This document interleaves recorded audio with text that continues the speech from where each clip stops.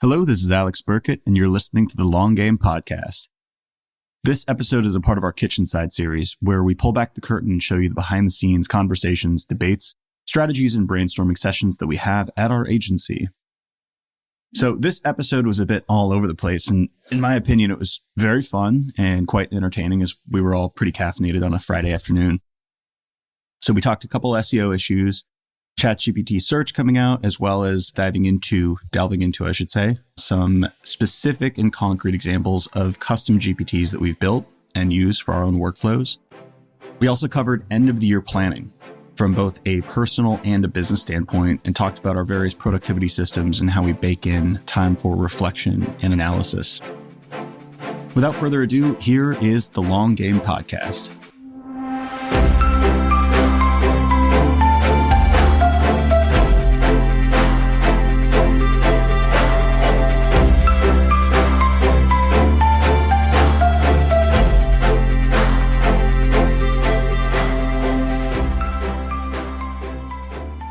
Two things.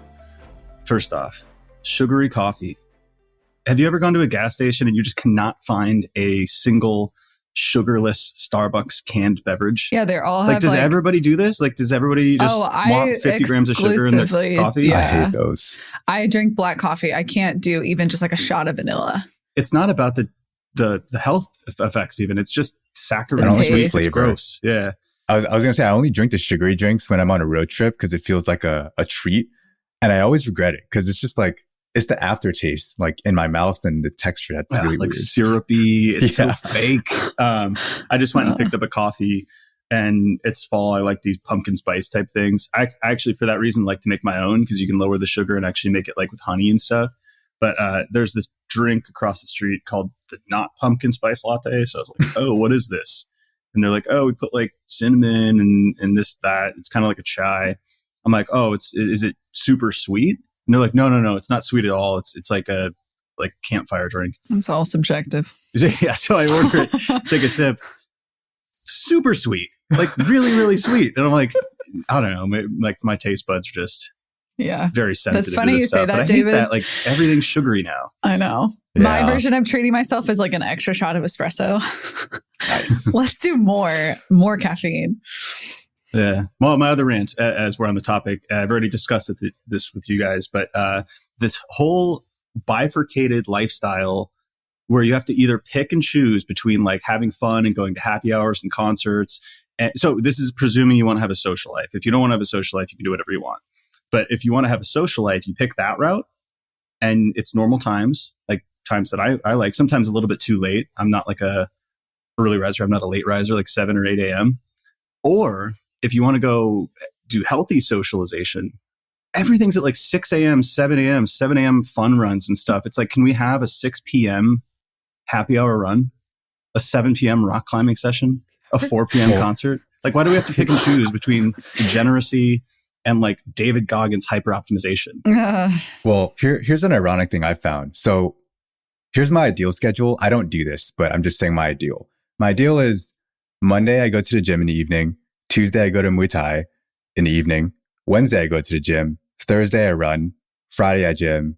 Saturday, I do whatever, like Sundays, whatever. But what I found is if like we want to go to dinner with friends or something, like to socialize and be human beings, it's usually at like 6 or 7, which means I can't go to the gym. But yes, if someone wants to go rage and go clubbing, which starts at like 9 or 10, I can go to the gym and have dinner and go out. But I just turned 33. No one wants to go raging anymore. So clubbing is actually designed Boston, for man. the hyper healthy. New York City, if you're in Bushwick, like you're in good company to go raging. I always found that like on Friday nights, like if you don't want to go out like to a concert or a rave or whatever, like there's actually not many social activities to do. In Chicago, it's Thursday and Saturday night, and then all day Sunday. For a drink? No one really goes out on Friday. Well, no one with a career. No one that's I feel cool. like by Friday, I'm like, I just want to like watch a movie. Like, I don't have the energy to like go do a bunch of stuff after the week. Saturday, I'm like fully recovered. I'm ready to. I'm usually like that go. too, like a Friday night relaxation. I really put my all into it during the work week. Like this week, before you got on, David, and before we started recording, we were talking about how this was my perfect week. 3 days of deep work, followed by 2 days of stacked meeting after meeting, but very impactful sales stuff. And coming into this afternoon, I feel like satisfied and tired. I'm 100% just going to stay in tonight and watch a movie. We just the best feeling. We just watched Dune 2, and it was magnificent. Did you watch it in one sitting? It took you. I feel like it was one sitting. You're just now seeing that. Yeah, I wanted to see it in a theater, but like the tickets were always sold out, so I just gave up and then just kind of forgot about it. And then randomly, Lisa was like, "Hey, you want to watch Dune 2?" I'm like, "Wow, I've never felt more loved," and it's amazing. You watched it last night, Halloween? It was like Sunday or something. Yeah, I had to watch that in 2 sittings. It was so long. I got like antsy. I was like, I need to go do a run or something. It was good. We should talk about some SEO stuff, but do you all have any rants now that I already gave 2? Maybe. Stay tuned. We could interweave them into the content itself. They'll come to me. What about that video I sent you guys on Instagram, the Fiverr ad about like nobody cares? That was hilarious. Wasn't that perfect? Wait, I haven't seen this. So David, it's an ad from Fiverr, and it's just making fun of all the both sides, really, like these pro AI influencers who are like, "Did you know this was made with AI?" And then the opposite, which is even more annoying, which is like the anti-AI people who are like, "Oh, it was made with AI. It's shit." And the whole ad is just like, no one cares. No one cares how it was made. They just care about the ROI. Yep. Like, does it perform? Does it convert? Is it good? Which is literally what we talked about in the last kitchen side. I can hear it. I did think it would be interesting. We've got a bunch of topics here, but to talk about some of the maybe tools, and we've done it before, but these use cases with ChatGPT and custom GPTs, because we've, I think, done some really interesting stuff the last month or two. ChatGPT search just launched, so that's live for everybody. I don't know how different it is from normal ChatGPT, or maybe I was just about to say, I used the search mode. I asked a question. I did the non-search mode and I asked the same question. It was slightly different outputs, but I'm like pretty much the same. Besides that, like it just automatically cited its sources, which is what Perplexity already does. Maybe we just cover the ChatGPT search real quick, because I actually don't think there's too much to discuss, but I found the same. I think the big change is that by default, it scours the web and treats it more like a search query than it does like, a back and forth conversation. So it's going to naturally cite each component of the answer it gives and then give you a list of citations. And I want to say they built specific partnerships with certain publishers and weather sites, so you can get different like multi-modal components as well. So that resembles more of like search features within Google. I will say my experience is that it's quite better than Google search, which I don't think is a big surprise. It's just, it's cleaner, right? Yeah, I did like it. Yeah, it summarized what I wanted to know. Like it pulled out whatever paragraphs I would have wanted to read in that article instead of having to go to 10 pages, do a command find for the word or phrase that I was looking for, and then summarize it myself. Yeah, and I like that. Maybe they'll change how they do the citations, but I like the citations because I often do want to read more. I just want to start the journey with a little bit more top level knowledge so I can be a little bit more scrutinous about which links I click, so I don't waste a bunch of time going through result 1, result 2, result 3, which I think we've all had the experience, especially the last few years, of search results just being trash. So then you end up wasting a lot of time and you're like, I don't even know how to frame this query anymore. Like, I just think Google fundamentally does not understand what I want here. Yeah. I've been using GPT more and more for just like, teach me how to do X or like help me understand this. Whereas before I would go to Google and have to read a lot of the top queries, modify my search query because it's all like very shallow search optimized content. And then I have to piece together my own answer or something that kind of answers my problem. So I'm curious how this might change. I mean, it seems like now you can just search like phrases and it pulls up summaries. Whereas with normal GPT, you have to like give it an instruction. So that might be where the different use case comes in. But yeah, I haven't used this yet. I think what's interesting too, at least in the way I'm using it, and I love that we're thinking about how we use it and how that might impact SEO. But I use it when I have an actual question, but I know Google's not going to give me like results that will actually answer my question. It'll just give me like Reddit threads or something. Like, I know I probably shouldn't use it for this, but when I have some ache or something hurts, I'll like go to Google and describe what hurts. And I'm like, these aren't good search results. I'll go to ChatGPT and summarize it. And I'll be like, well, it might be these things based on like this thing that you're saying. And it'll actually narrow in on like a couple different things. And then I might go to Google or something to learn more and validate. Yeah. But it's a much better starting point for me to get like some succinct summarized answers versus trying to figure it out on my own. I think Google is pretty bad at long tail queries too. And I don't have any data to back this up, but I just find that when I want something quite specific, what it seems to do is end up summarizing and collating a lot of long tail queries under a single document, as opposed to being proficient enough in finding the specific document that I want. So like, let's say I wanted to find out like the external validity, like challenges or downsides of running NPS surveys for product users, or NPS for product users versus for employees, right? Those are different use cases of the same kind of research modality. What Google would probably give me is the ultimate guide to NPS. And I don't want that. I want like a really, really specific thing within that. Mm-hmm. And I believe that people have written this. Like, I don't think it's like this question that's never been answered on the internet. I just think Google is not, there's something going wrong where it's not finding that really specific content match for what I want, you know? Yeah, maybe it's like a H2 or an H3 or something in the larger guide. And it's more of like a general answer. Like, it isn't quite informed by someone who's been there, done that. Or it's in like hidden in some Reddit thread that you have to go searching for. That's what I think it is. I don't think it's a Reddit thread, but I think some of their signals they've used that are boosted now essentially to curtail the deluge of horrible content. It's like a lot of brand authority and domain authority. So I think probably these answers are on like really obscure like blogs or pages that like just Substacks or like the stuff that somebody would write and would make the front page of Hacker News. Like, that stuff's just not getting surfaced, but that's the best answer. So I don't know. And I it's yet to be determined if ChatGPT search is going to surface more of that, but I think that would be an amazing step forward, right? What I'm thinking of is like, I still like, even though GPT and other models return, I think, better, more nuanced answers because they can pull from like the depths or like random sources that Google doesn't necessarily recognize, or maybe wasn't written specifically to be optimized.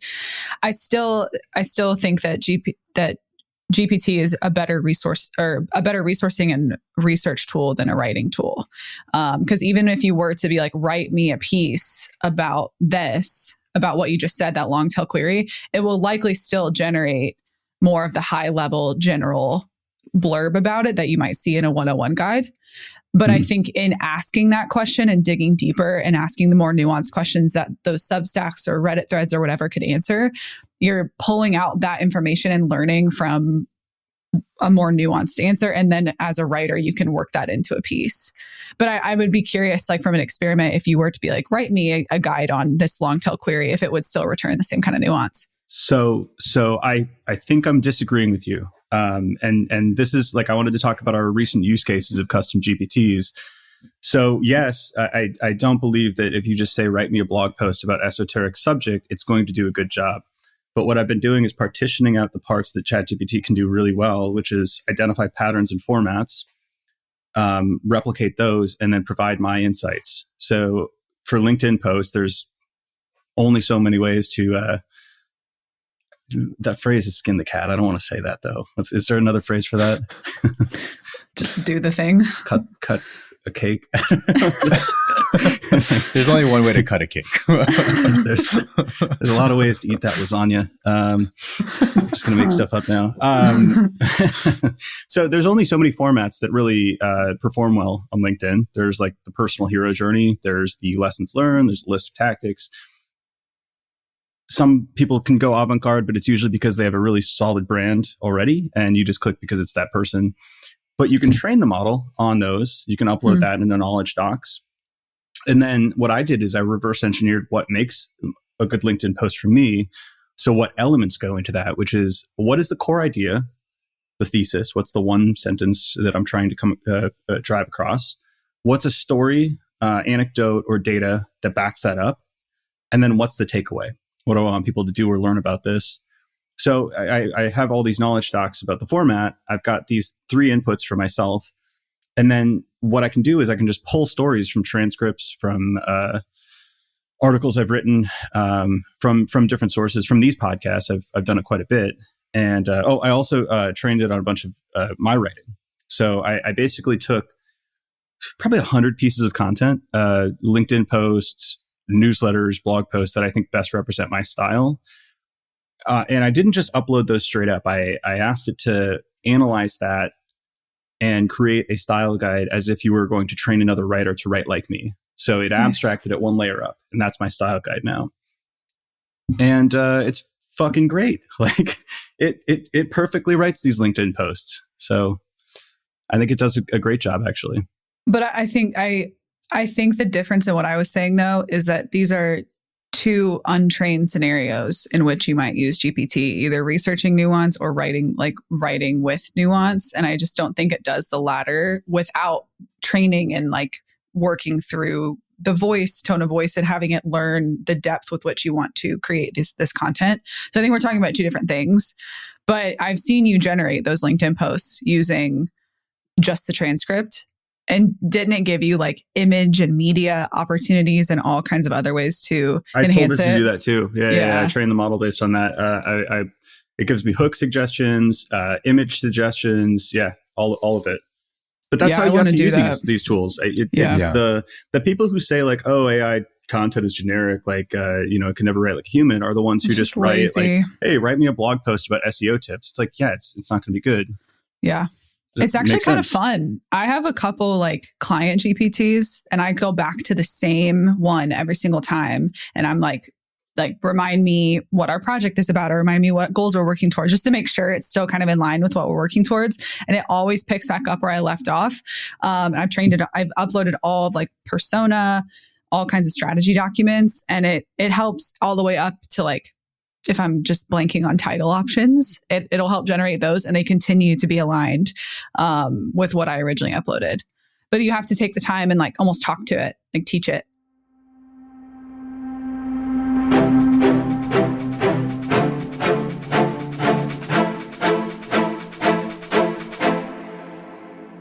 There's where the difference lies in utility for me is when I can reverse engineer and structurally create commandments like an SOP of sorts for the tool. Like it's like kind of describing what you want done to an intern versus like when I write a newsletter, in most cases, I don't actually know what I'm going to write. It's very exploratory. I don't actually know what format it's going to take.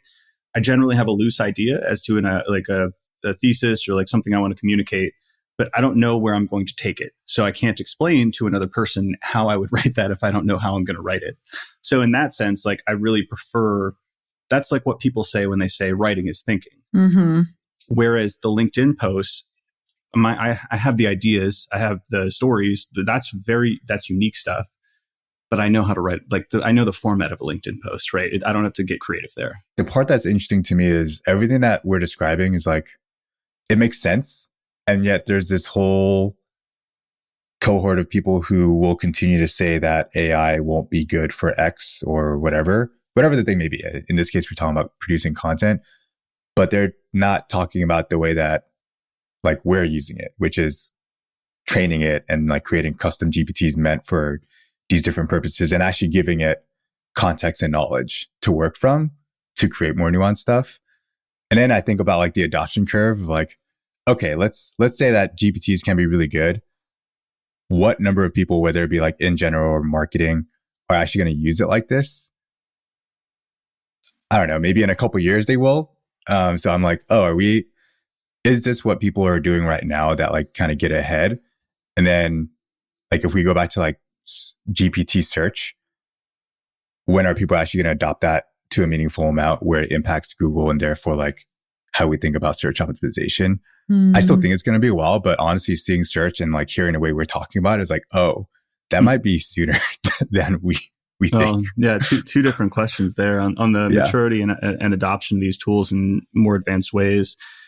I think we'll see it. I think we are, when we're best using these, we're solving specific problems that have end outcomes that are desirable. So when I see people arguing in LinkedIn comments about the utility of these, somebody who doesn't like AI will be like, well, why don't you just spend the 20 minutes to just write the post versus like reverse engineering all of this and like creating a prompt and a script and whatever. and I think, like, that Brad Pitt, like Fight Club thing, it's like, you're clever, right? And he's like, yeah, thank you. How's that working out for you? Being clever, then keep it up. And if you can do that, congrats. That's amazing. But I don't write good hooks on LinkedIn. It's not a skill that I have. I prefer long form. I've written 1,000+ articles that way or essays that way. So for me, it's actually very helpful to train it how to write those hooks and in that format, because it doesn't take me 10 minutes to do that. Like I overthink it and then I never end up doing it. And I have all these insights that we speak about on the podcast and that I write about in the newsletter that I want to share on LinkedIn. And that helps our business. We maintain visibility with our target market.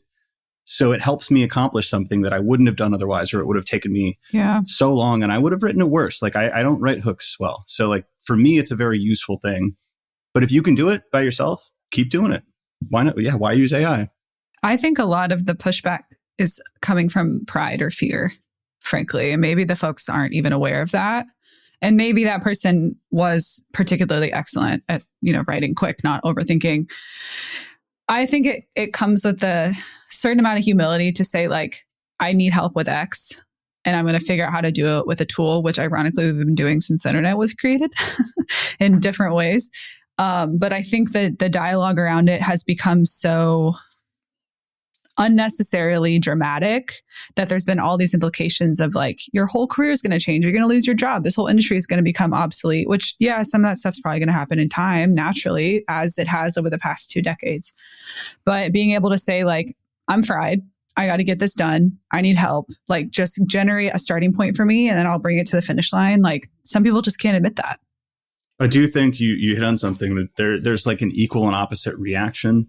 And some of these people who are like driven by fear or loss aversion, it's probably in opposition to the people who have overhyped a lot of the stuff and said, like, if you don't use AI, you're going to be replaced by a marketer who is. Or I saw a bunch of stuff with the ChatGPT search where people are like, all right, Google's dead. There it is. This is 100x better. And we've used it. It's not 100x. It's pretty good. Pretty damn good. It's better than Google a little bit, but it's not like the gulf between like the reality and the promise or the hype is so huge that I can see why people on the other side would position against that. It's just that the middle is usually correct, right?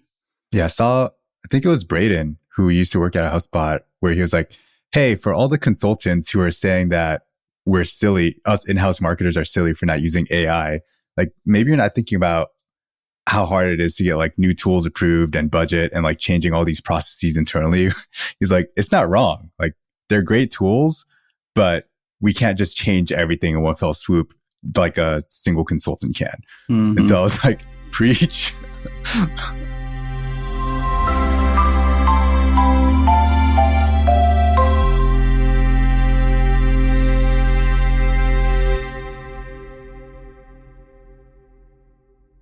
We have a lot of clients and prospects going through interview planning. We're kind of doing our version of that. It's probably not going to be as drawn out as some of our larger clients, but I like to do this thing towards the end of the year, which I found really helpful. And maybe for folks listening, is good for planning out like personal goals, but also company and like professional goals. But towards the end of the year, when I get really reflective and perhaps a little bit emo and think about all the things I want to achieve, I'm just like, wow, there's so much I want to do. And like, I'm super impatient. And then I have like all these disparate ideas in my head of what I want to do. And it gets overwhelming. And so what I end up doing, I'm actually going to do this weekend, because I've only been able to carve out 30 minutes at a time, but this weekend it's going to be a couple hours where I just sit down and I'm like, what are all the things I want to do? And just get it all out. it's part cathartic and also part like creates anxiety because there's so much that I want to do, but it also gives me a visual look at all the different things. And I can actually compare them against each other versus if they're just in my head, I can't really compare. And then once I do that, I'm like, all right, this thing, not really important, or it's like a one-off task. It's not even a big deal. Let me just do it right now. And I just go through everything I write down. Like it could be 3 pages sometimes of a bunch of things I want to do. Some of it's like long-term vision. Some of it's more short-term. Some of it's like a project or like even admin. Like I have to take my car in for a repair this morning, which I stopped. I didn't do for like 3 months because I was lazy. But by having everything written down, I can actually just start prioritizing and clustering. Like, oh, if I do this thing, it makes it easier to do this thing. Or if I do this thing, I don't need to do these 5 other things. And for me, it's been a really powerful exercise to actually ask myself what I want. And if all these little things that I say I want to do in my head or that I quote should do are not actually that important or urgent. And it's helpful for me to face these things like literally in front of me on this notebook and say, I am not going to do this, or like, I will wait until next year to do this thing, or I'll wait until next month to do this thing. So for me, it's been more of a prioritization exercise to kind of keep myself sane because I want to do a lot. I want to achieve a lot. And that ironically becomes a thing that gets in my own way because I get overwhelmed with all the things I want to do that I lose focus. So I don't know if y'all have like exercises that y'all do or anything like that. What are some examples? Like, yeah, put some concrete examples out there. It could be, so it could range. It could be, hey, I want to remove these ceiling fans from my house or my apartment that I've had on my to-do list for 11 months at this point. It could be, I want to enroll my dog in like some training lessons, or I want to organize the furniture in my home. But then it can also be like work related. So like creating a new team member onboarding plan so that I can have a easy checklist of things I need to do versus it feeling like ad hoc, or figuring out how we price and package programmatic SEO moving forward after doing it for numerous clients at this point. Those are all things that kind of float in my head at any given time. And it helps to write it down and be like, I want to do that, but maybe in June, or I want to do that, but maybe in September or something, versus if it's all just on one list and it feels flat, like I have to do all this, but without any idea of when or why or whether it's even important, it feels like too much. This is somewhere between pebbles and boulders, right? It's like, I was listening to Jordan Harbinger's podcast, and he talked about a mental model where his friend increments his life out in 5-year chunks because his logic is roughly it takes 5 years to do anything incredible. So like if you wanted to write a book or learn a new language or start a company, obviously there's like error bars here. You know, a company could be 4 years or 15 years, but like generally 5 years it takes to do something meaningful. So then you think about the rest of your life, how many 5-year chunks do you have? And then you start to really think about like, oh, do I actually want to write that book, or is that priority number 12? Because I don't have 12 5-year chunks left. So like maybe I should just forget that for now. Yeah. But yours are not that far out. Like that's not like, oh, I want to start a company. I want to like move to this country. It's more so like within, and it's also not like as small as like, oh, I need to like get groceries today. It's somewhere between that where you're like, all right, do I build an interactive tool on our website to attract backlinks, or do I structure the pricing for programmatic SEO, and like which one falls? Yeah, that's cool. Like that's an actual prioritization exercise. Like which one's more important right now? Which might change later. Like we might try to build the tool and be like, this is taking too long. Let's do the other thing for now and put this on pause or something. So I've been doing a similar thing and have been similarly emo the last few weeks, which we've talked about. It's a great time to be emo. The leaves are falling. I turned a year older. Is all around us. And yeah, birthdays, fall birthdays. My lower back hurts. Y'all are old. Yeah. Well, so within the context of business, I actually it corresponds roughly to what we were talking about with Gray last week about kind of the shifting of priorities once you hire yourself out of roles. And as an entrepreneur, as a business owner, you have to constantly reinvent yourself and figure out what the biggest leverage point problem you're going to solve is that you're uniquely suited for. So luckily we have set goals and we're aligned on where we want to go.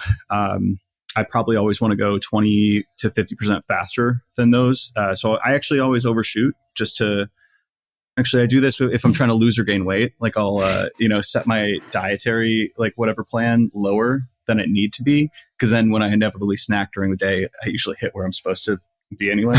so I'm like, all right, if I shoot for 50% faster and bigger goals, well, I'll probably fuck around a little bit and like something bad will happen. So I won't get there fully, but I'll get to the one that I wanted to anyway. So anyway, we set those targets. We know where we want to go. And then I think about like sort of macro changes as well as changes within the company and strategically what the big vision, what the big heuristic is for me, which I shouldn't say out loud, but I told you the statement, David, the other day based on that podcast we both listened to, which I'll tell you, Allie, later. I know generally what we need to do to win big and what we need to do at the specific stage of the company.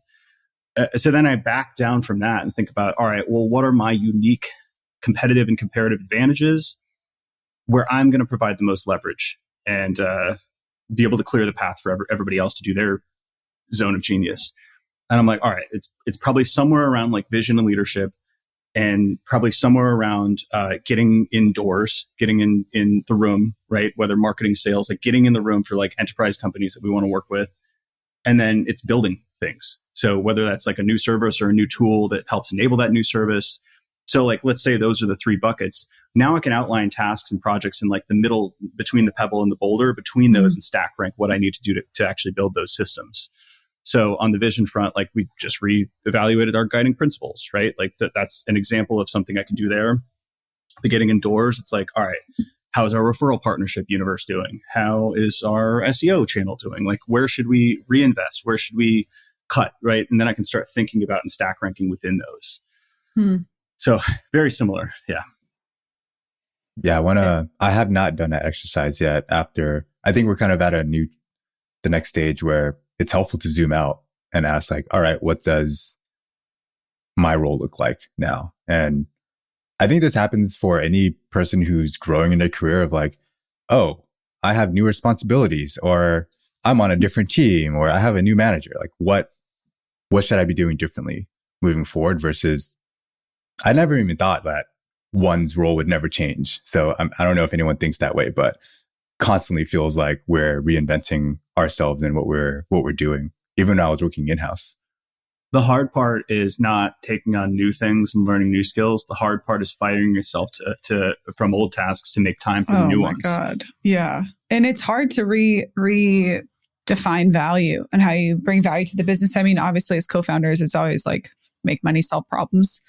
But as your role changes and goes from in the business, working on the business, we had that conversation a couple episodes ago, or straddling that line, it can be hard to not only like time balance and time block, because in our business, I think doing the client work is arguably just as important, and it keeps us, ear to the ground, and it delivers on the value that we sell. But that's not sustainable with all the other stuff that we have to do too, and that we want to do. Because part of it for the three of us too is like, this is ours. Like we get to have fun.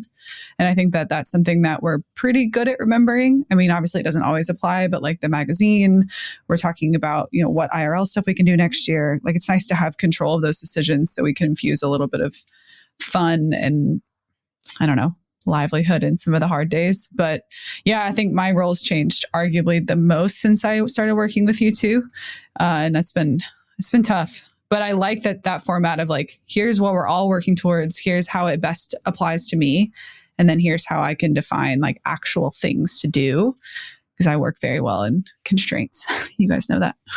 I think it's fun to always be a little bit uncomfortable. I don't necessarily know that I want to. Well, I do know that if I were comfortable all the time, I wouldn't enjoy myself. Isn't that ennui? So I don't know if that's, what's that? Isn't that what ennui is? What's that mean? ENNUI. Wasn't it in Inside Out too? Isn't that like bored or something? They added ennui. Oh. It's like oh, man, yeah. I watched that. It's usually associated with like the hyper wealthy who don't work, and they kind of just like languish because they don't have a purpose and they don't have a challenge.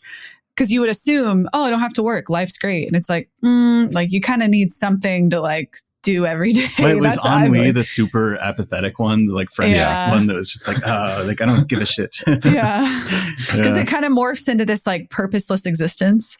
Yeah. There's a lot of that now, like that Tommy's report, State of Discontent, right? Kind of reflects a lot of that mentality. Yeah. I forgot where I read this, but it's definitely going into more like Buddhist philosophy. But someone was saying something like, the common thing across all human experience is that we're always going to suffer no matter what. Like, even if you're rich and wealthy or whatever, like there's going to be some form, like maybe it's languishing and feel like you don't have a purpose. And it's just a matter of choosing what type of suffering you want. And so for our case, maybe it is choosing the suffering of being a business owner and feeling responsible to our entire team and like their livelihood and making payroll and bringing in deals to make sure the ship doesn't sink. And I like it a lot. Like, I'd rather have this suffering than sit around feeling like I have no purpose in life. I think about that a lot, by the way. Yeah. That, like, you're going to suffer no matter what. So choose your suffering. Choose your hard. That choose your hard. Exactly. It's like the simplest example that I've seen is like, you could suffer through this workout today, or you could suffer in 25 years because you're like unhealthy and like whatever like consequences come from not doing the thing today. Or another model that I found, just, it's kind of a stupid thing, but like with committing to a relationship, I don't know who told me this, but they're like, all marriages, or how did they say it? It's something like all marriages end in death or something like that. It's like, no matter what, like it's gonna like, no, you never last forever, Yeah. So. No, I've seen it mostly applied to like relationships and like personal health, making the hard sleep in, wake up early, whatever, both are hard, in that kind of way. But yeah, sometimes I think about that. Like this week I connected with two of my former bosses and they were both like, you are doing such cool shit. And it was like a particularly hard day where in my mind I was like, I just would love for someone to tell me what to do. I just want to think today. Like it was just one of those mental days where I was so tired. And they were like, you built something so cool. You have full reign, like relative, the three of us. And you get to do fun shit if you want to. And they just spoke to a different, like the whole grass is always greener. And it really helps me kind of reorient. Like, this is hard, but I'd rather this be hard than, the alternative that they're describing or that they were talking about. And it like really snapped me in the place. I was like, yeah, you're right. There's a lot of logical fallacies, or like, I feel like people have the wrong perceptions on some of this stuff, because oftentimes people will be in these tough positions and think, oh, if only I could be in a role where I just kind of float and it's easy and like I don't have to work hard. But I've been in those roles and it's soul killing. Over time, it's like, you don't think that's a form of suffering, but that one's way worse. And actually, maybe I shouldn't call her out, but my little sister, don't look her up on LinkedIn where she works, but she went through a period of this recently. And I talked to her and she's like, I'm going to take full advantage of it. She's actually very knowledgeable and wise for her age. But she's like, I know that eventually this is going to suck. So like right now, I'm going to just try to travel and have as much fun as possible, because eventually I know this is going to get boring. It's going to kill my soul. And eventually I'm going to want to like dig into like interesting problems again. And thankfully for her, she's there and like work is interesting again. But everybody thinks like they just want it easy, but you don't. Like, I think it's also important to note too, like I've definitely seen people who decide to leave in-house roles to go like independent. And then decide, oh, you know what? Actually, this isn't for me. Like, I don't like doing sales. I don't like managing clients and all. Like, I just want to do the work, which I think is also good learning. Like, great. You learned what form of suffering you don't want. You would rather suffer and be in-house and dealing with like internal politics than be on the hook like that and like put your family at risk and all that stuff. And I used to think everyone should be a business owner, entrepreneur. And I realized like, oh, that's not everyone's favorite form of suffering. Like people want to spend their lives in different ways. I do think everybody should take ownership over their lives though, and have that sense of agency and internal locus of control. Yeah. I think you can have that sense. And I think being an entrepreneur forces it upon you because nobody's going to come save you. But you can do that in every area of your life, no matter what you do. And I think that's the thing that causes you not to be cynical. When you think, I'm choosing this is my path. I'm owning this. This is my experience. Nobody is like pushing me down or like forcing me to do this. Right. Like I think having that sense of like ownership over your, I've said it before, like my percussion ensemble instructor freshman year, I never will forget what she said. She's just like, lay claim to your universe. Like, this is your space. Like, you guys are a mess right now. Like, this, I could come in and yell at you, but this is you. Like, have some dignity, basically. You know? I just feel like people they're not taught to think that way. I'll never forget that. I don't know if it was, there was that whole phenomenon a couple years ago with like, nobody wants to work or all that BS. Or whatever. I still come across Instagram accounts of like, work sucks or something like that. And I'm like, there's just so many layers to it for me, especially as a woman who's like approaching potential motherhood. And there's just like so many things I think about in this regard. And I still return to like, I want to be in control of my life in every way, shape, and form. And it just not having something you're building, I don't understand. But hey, it might not be for everyone too, right? Like part of this is like giving up judgment to the way other people live their lives. I think that's an important part of it. Yeah, but I'll judge. I think if you live life in a sense of passivity, like you're not going to be happy. I'm saying making the conscious choice to not work. However that's possible. Sure. That's great. If you proactively and consciously go in, I like that actually. I always wanted to be a man of leisure, you know, like a leisure, like a very wealthy trust fundy, you know, like that'd playing be amazing. Tennis in all white clothes. Why not? But then I can like consciously choose to just go play tennis. This is my universe. Read books in cafes, you know.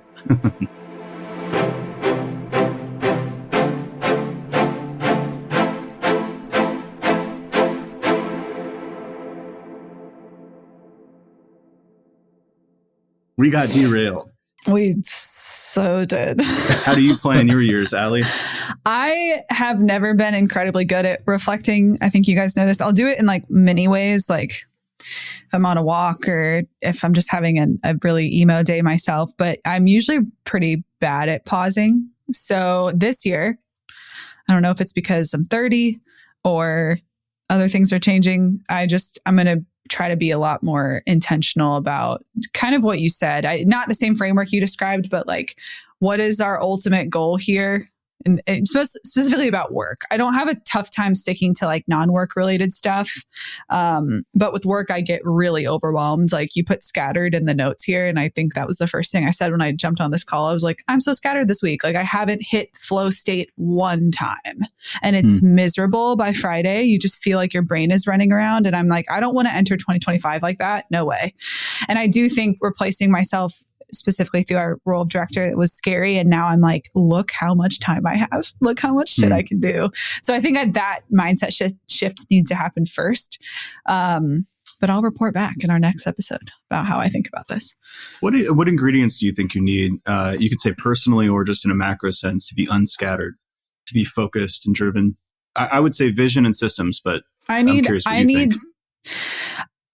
The best way I can define it is space, which could also run away with you, right? Like too much space, no structure. I've seen that side. But I think particularly this calendar year, especially in the last like 6 to 8 months, I've had an average of 5 to 6 meetings a day and no longer than like maybe 2 hours of open time. And what happens is those are priority because it's team. I'll always prioritize the team and clients. So like 1 and 1. I don't know, 1A. So I'm not going to miss them. I'm not going to skip them. I'm not going to half-ass them. And then I'll get to the end of the day and I'm like, I have to work more tonight. And then I put 3 hours in and then it just compounds. And I'm really actually pretty burnt out right now. But having the space to wake up and be like, I have 8 hours. I get so much shit done.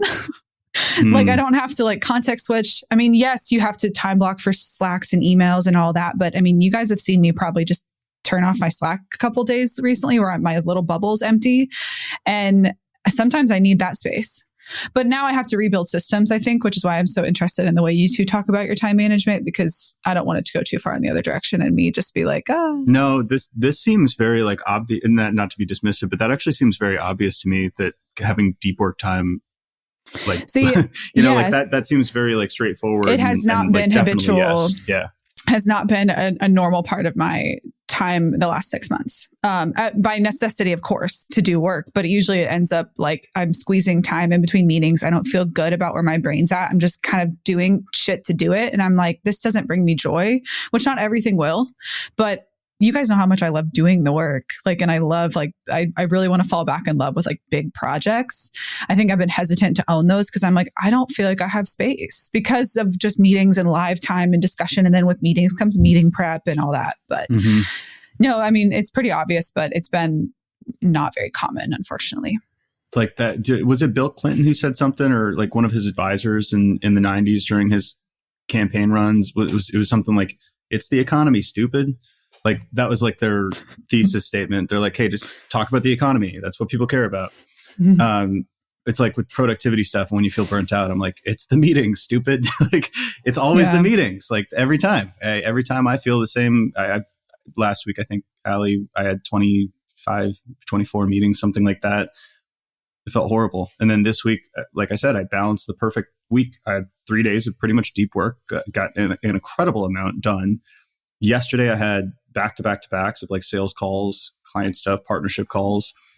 And it was like mentally I prepared for that. So I wasn't bummed. I didn't feel like stressed because I wasn't, you know, that feeling when you're like in meetings, but you also know that you got to be doing that other thing and you can't do that other thing because you're in the meeting. So then you feel like guilty about not doing the thing. So you're not fully engaged in the meeting. Dude. Yeah. And then you feel bad for not being engaged. So I didn't feel that. You're like looking at the other screen and looking back. So because I had 3 days of deep work, I felt completely fine just being in meetings all day. Yeah. And it's night and day, the difference between this week and last week. So it's, but it's tough as a business owner, isn't it? Because then, you got a task switch and you can't get away from meetings entirely. So I love meetings. I haven't gotten tired from them. You're serious, aren't you? No, he's not. Maybe not love, but I don't know. It feels like every meeting I've been in, I'm like, you do like meetings more than us. You do like meetings more than us. I can tell. Yeah. And maybe it's like the specific type of meetings where I'm like, we need a decision made. Like I don't just want to like get an update or like discuss things. Like there's some async stuff, and then in the meetings, like, okay, what are we doing? And it feels like stuff is moving forward. So I feel like it's actually getting stuff done versus I have been in meetings where it's like, this was useless. This could have been a Slack or an email, and I'm not even engaged. Like I was actually I have this like weekly business, like entrepreneurs group thing right before this, and it was not helpful. So I just left. Like that's 10 minutes in, I was like, all right, I'm done. Yeah. You're pretty good at that. I think I'm learning how to be meaner. Not meaner, but like be more like straight. And that's where I feel like my brain is like, this is mean if you do this, which is not. Like I'm just relearning shit. But yeah, being able to like really cull down like what's most necessary. I think for me, the meetings I was a part of were necessary. It was just too many. And I was also trying to do other jobs at the same time. Yeah. I think you got to be a little more ruthless. Yeah. I also fully admit that I may also be deluding myself to believing that they're valuable. Like I have learned from conversations with Lisa that like I do delude myself to a certain extent and like tell this narrative that like I'm on the right track, I'm doing the right thing, this is necessary, and like occasionally pick up my head and be like, that wasn't necessary, but I might just be in that mode right now. I don't know. Yeah. I have a lot that are on the edge where I typically will tell myself the narrative that these are valuable. Usually there's some sort of loose, like, hey, let's do a partnership, which is never like super interesting. Like it never works out like you think it will. When I have those really busy weeks, I just remind myself, lay claim to your universe, like chop these meetings out. You don't have to do these. Yeah. There are times where I just drop everything and take the call. It's a sales call and it's a client call. That's pretty much it, and anything internal that's urgent, like supporting a team member. Right. Other than that, like if it's like the idea like, oh, this could be interesting, this could lead to something. Yeah. That's usually a waste of time. Yeah. I could learn something because then you're gonna go into it like half like present, and therefore it's just gonna be 30 minutes. You're gonna look up and you're like, okay, now I'm done. And I find like if there's value in doing those things because a lot of the world is unpredictable and you want to maximize serendipity, but I have to make sure it's fun because if it's not fun, it's probably just useless. So as long as it's fun for me, then it's worth it not turning into anything. So if I do an in real life thing, yes, I like going for coffees. I personally it's the virtual stuff that messes my schedule up. I get energized from like IRL stuff. That's when I'm like, yeah, let's meet up. Let's grab lunch. That's totally cool, you know? But if it's like, hey, let's jump on a Zoom call at 3:30 p.m., with somebody who I don't necessarily know like what value is going to come from this, that's where I'm like, all right, I need to chop that and just like I need to do work. Like I have to get stuff done in front of me. Yeah, I ignore those now. Yeah, the IRL stuff's interesting though, because like I've taken calls or like had coffee chats with people. I was like, oh, it'll be good. Like really, frankly, it'll be good to keep in touch with this person. Like it'll be good to like stay top of mind and like, you know, or I really miss them. I want to catch up with them. But depending on the time of day and or what else is going on, it's like, oh God, I have to do this call that I booked 2 weeks ago. But if it's IRL, I always get excited about it. Even if I am tired, I'm like, this is going to give me so much like energy and like excitement, and I get the value of meeting with this person. So I agree that IRL stuff's like always priority. Isn't that weird though? Like how different you feel after an IRL meetup versus like a Zoom thing? Because it's like on Zoom, I almost have to like lay down on the couch and I feel very overstimulated versus like you would think that it would be easier to do these because you're just sitting down. You don't have to, I think it is actually because you don't unconsciously consume all the body language and implicit signals. And you're like staring at your face the whole time, your like own face. Yeah. Or like some light, just generically, I'm like staring at this light because that's where my eyes look. Yeah, I just went to a coffee with somebody this morning. Totally no like agenda. There was no like, oh, hey, it's not like a sales call or anything like that. I walked back. I was like, oh man, I'm filled with ideas and I'm like happy. This was fun. Like glad I met up with that person. And I bet if we met on Zoom, I would have felt the opposite. I would have been like, oh, why am I doing this? Like, oh, now I got to go lay down. I feel like every 30-minute call on my calendar takes up an hour of space, including prep and then like a decompression afterwards. But that's my introversion talking where I'm just like, I can't bounce back. I'll do it. But then like if I do back-to-back calls, don't expect anything from me later today. And that's just not sustainable for all the big shit we want to do. Do you all work out of WeWork, or do you do a lot of social stuff like during the day / week, disregarding weekends, but like midweek? Like, are you pretty social and see people? I actually started doing that recently because I know you were doing that, Alex. And I was like, oh, wait, what's to stop me from doing that? So I have like been getting lunch with people or like someone's going to be in town or like we'll get coffee. And then instead of coming home right away, I just chill there and like, hey, I'm just going to work off my phone and like do all my Slack and email processing here, but with like a friend next to me, which for some reason makes me feel a lot better than coming home, sitting on my computer by myself doing it or like with my dog. But yeah, it gets me very energized. So thanks for inspiring me to do that. That's changed a lot for me. And that's why doing the additional like virtual meetings for me is like, I'm so averse to that. Because I'm very well socialized in New York. I'm maybe overstimulated and over socialized. So like when I work, I really want to be like locked away in like a dark library, like poring over a spreadsheet or R, building tools or like writing an essay. I when I'm working, I really want to be in that tunnel focus because I think I get a lot of that. My cup filled up with even just going to WeWork. Like I'll work with a friend. I'll go to different locations where people that I know work out of and just do lunch with them. You're so good at that. That's been really helpful, actually. No, I don't leave my house sometimes. It's pretty bad. That's one of the big goals I have for the end of the year and into next year is like working off my phone more or doing IRL stuff more or just coffee shop shit. But do you remember David, one of our early clients, Ryan? I won't like throw him under the bus in case he doesn't want us to like say this publicly, but he, as CEO of this company with 100 million plus in ARR, said did he not own a laptop or he just didn't use it? I think he didn't work own from it. his tablet, I think. Yeah, he was like, if I'm working on my laptop, I'm not doing my job as CEO, which obviously he's at a very different scale and different type of company than us. But I thought it was very interesting. These frameworks, though, like think about it. Like think about using that as like a measure by which to cut meetings or whatever. It's like, could I take this as a phone call on a walk? Mm-hmm. Yeah, I actually think of that a lot, Alex. Like that comes to mind almost once a month for me of like, wait, am I getting in a way by like being the person doing this right now? And should I be like having someone who's much better equipped to do this? Or does this mean I should be hiring myself out of this role or something? It's a good moment of reflection. I don't take it like very strictly, but questions we'll have to consider pondering over the next forever. So yeah. All right. Well, this has been a pleasure. Signing off. Team on mission. New sign off. Is that new? Get out of here. That feels so nerdy. I'm gonna blame that on the coffee you've been drinking today because that came out of nowhere. All right, signing off. TM Omniscient. All right. That was great. I love that. You should sign all your field notes off with that. Yeah.